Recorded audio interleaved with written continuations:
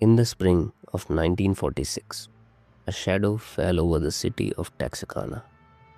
He didn't have a face, only a crude white hood and a blinding flashlight that turned a lover's lane into a slaughterhouse.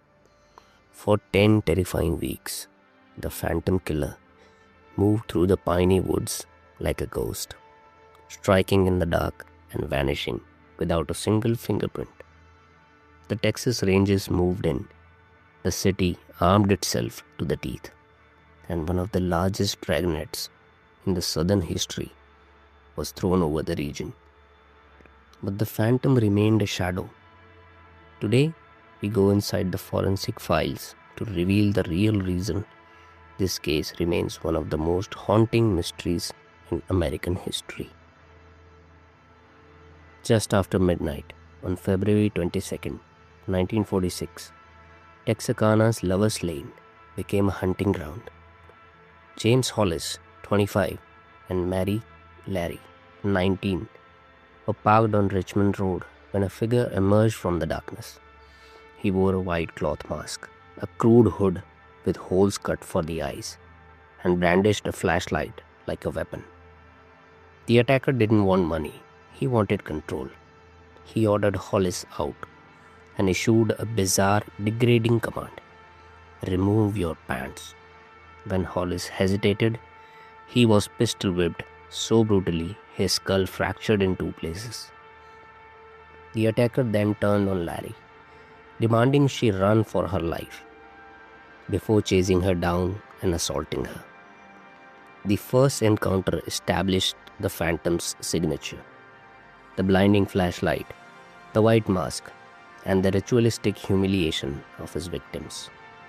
Despite the brutality, both survived.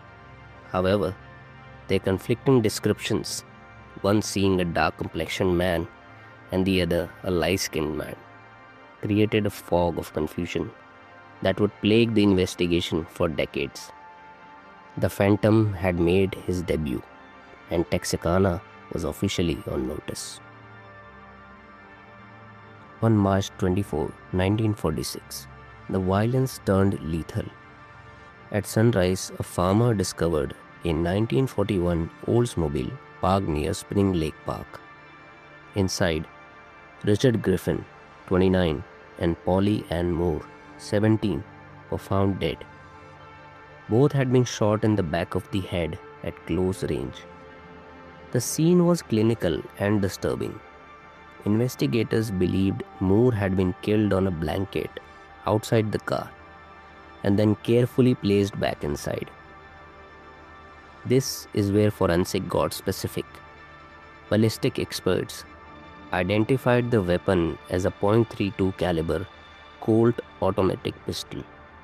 This matched the caliber of the weapon used to beat James Hollis a month earlier.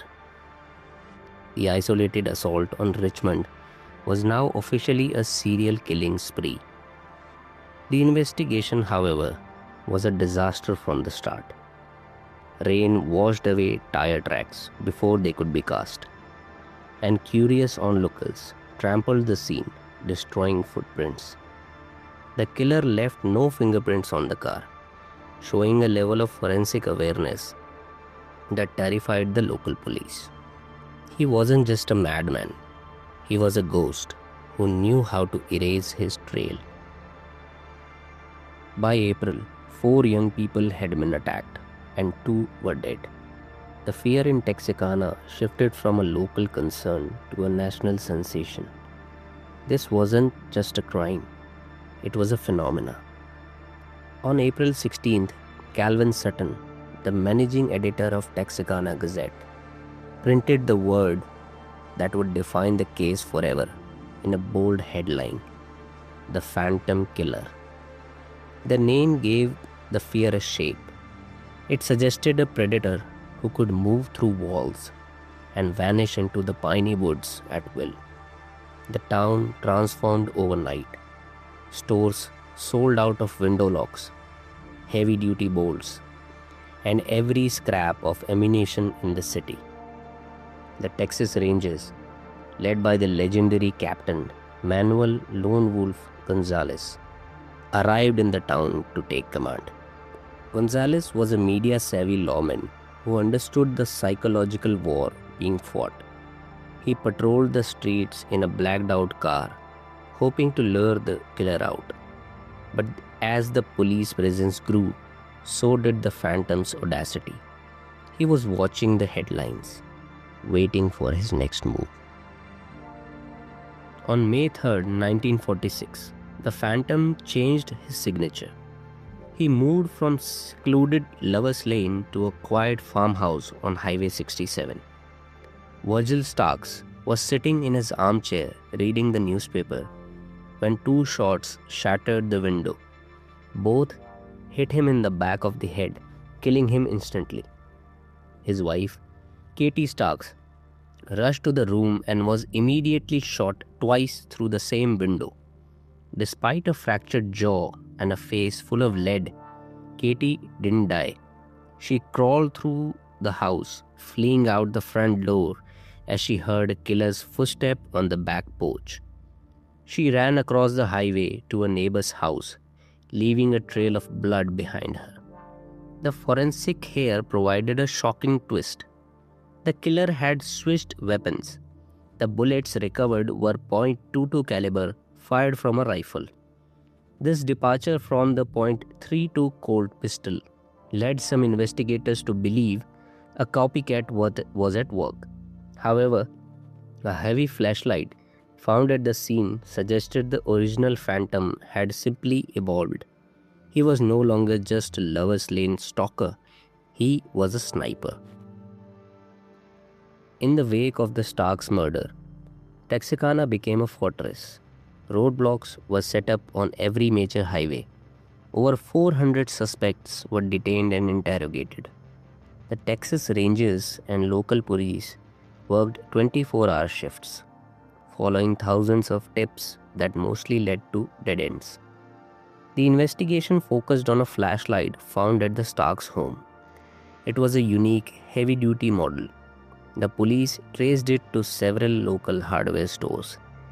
They checked sales records and questioned every person who had recently purchased one. Meanwhile, decoy officers were placed in parked cars at night, acting as bait for the Phantom. But the killer was too smart. He stopped attacking. He seemed to disappear into the very dragnet designed to catch him. The frustration grew as leads evaporated. For every suspect they cleared, 10 more rumors took their place. The town was suffocating under its own paranoia, and the police were no closer to an arrest than they were on the first night in February. In 1946, the investigation finally got its smoking gun. A man named Yul Sweeney was arrested for auto theft. He was a career criminal with a history of violence and a knowledge of the backroads of Texarkana. But the real break didn't come from Yule. It came from his wife, Peggy Sweeney. Under intense interrogation, Peggy gave a 70-page confession that sent chills through the department. She claimed Yule was the Phantom. She described details of the murders that had never been released to the public. Specifically the exact position of Polly Ann Moore's body in the Oldsmobile. She claimed Yule killed the Starkses because they were in the way of a car he wanted to steal. She even described him wearing the white mask. For the first time, the Phantom had a face and a name. But there was a massive legal hurdle. Texas law at the time prohibited a wife from testifying against her husband in a murder trial. Without her on the stand, the confession was hearsay. The police were trapped. They had the confession, they had the suspect's violent history, and they had the stolen cars. But they lacked the physical evidence to tie Yule Sweeney to the crime scenes without Peggy's testimony. There were no fingerprints, and the weapons, the .32 Colt and the .22 rifle, had been disposed of long ago. To keep Sweeney off the streets, prosecutors decided on a different strategy. Instead of a murder trial they might lose, they charged him as a habitual offender for auto theft. This allowed them to lock him away for life without ever mentioning the phantom killings in the court. Yule Sweeney was sent to prison in 1947. Remarkably, the phantom attacks stopped the moment he was behind the bar. To the Texas Rangers and local detectives, the case was closed. But to the public, there was no closure. No trial meant no official conviction. The phantom remained a mystery, even though the man most likely responsible was rotting in a cell. Yule Sweeney was eventually released in 1973 on a legal technicality and died in 1994, taking his secrets to the grave. To this day, the Texarkana Moonlight murders remain officially unsolved. The case became the blueprint for the modern slasher film, inspiring the film The Town That Dreaded Sundown and cementing the masked killer trope in American horror. Was Sweeney the phantom? Most modern historians say yes, but questions linger. Why the change in weapons at the Starks house? Why did the descriptions of the mask vary? Some still believe a second killer, perhaps a copycat, was responsible for the farmhouse shooting. The files remain open in the basements of Texarkana's police departments, gathering dust. The phantom never spoke, never left a note, and never showed his face. He remains a shadow in the history of the South, a reminder that sometimes the law isn't enough to capture a monster.